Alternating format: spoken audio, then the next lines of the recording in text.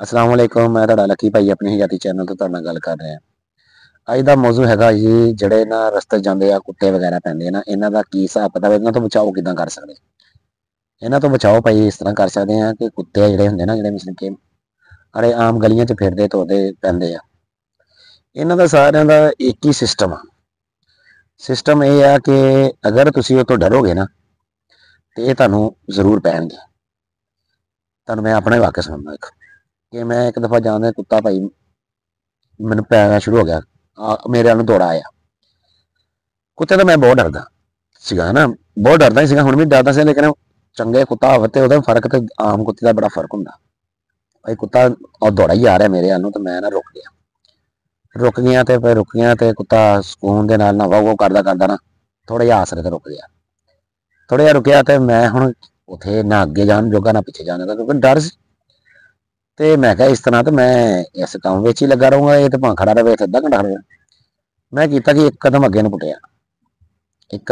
ਪੁੱਟਿਆ ਤੇ ਕੁੱਤਾ 2 ਕਦਮ ਪਿੱਛੇ ਨੂੰ ਹੋ ਗਿਆ।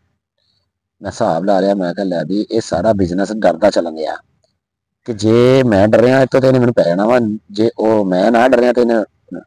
ਮੈਂ ਨਾ 2 ਕਦਮ ਉਧਰ ਨੂੰ ਪੱਟ ਕੇ ਦੇਖੇ, ਪਹਿਲੇ ਚੈੱਕ ਕੀਤਾ ਕਿ ਪੱਟ ਕੇ ਦੇਖੇ ਕਿ ਦੌੜਦਾ ਕਿ ਨਹੀਂ ਦੌੜਦਾ।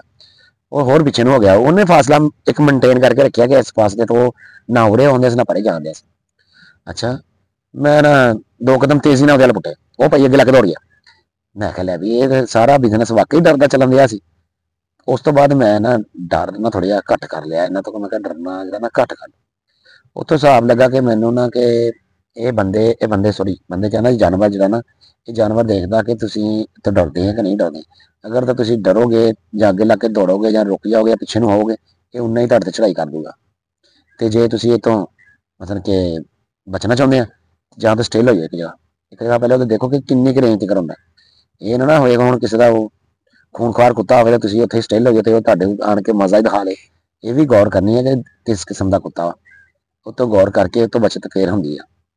ਤੇ ਬਾਕੀ ਜਿਹੜਾ ਨਾ ਇਹ ਡਰ ਜਿਹੜਾ ਨਾ, ਇੱਕ ਡਰ ਤੋਂ ਤੁਸੀਂ ਬਚੋਗੇ ਤੇ ਠੀਕ ਆ, ਅਗਰ ਡਰ ਤੋਂ ਨਹੀਂ ਬਚੋਗੇ ਤੇ ਫਿਰ ਤਾਂ ਤੁਹਾਡੇ ਨਾਲ ਉਹਨਾਂ ਨੇ ਕੋਈ ਨਾ ਕੋਈ ਕਾਰਵਾਈ ਕਰਨੀ ਹੈ, ਠੀਕ ਹੈ ਨਾ।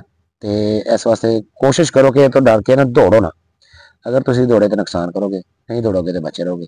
ਬਾਕੀ ਦੁਆਵਾਂ ਯਾਦ ਰੱਖਿਓ। ਬੜੀ ਮਿਹਰਬਾਨੀ। ਅੱਲਾ ਹਾਫਿਜ਼।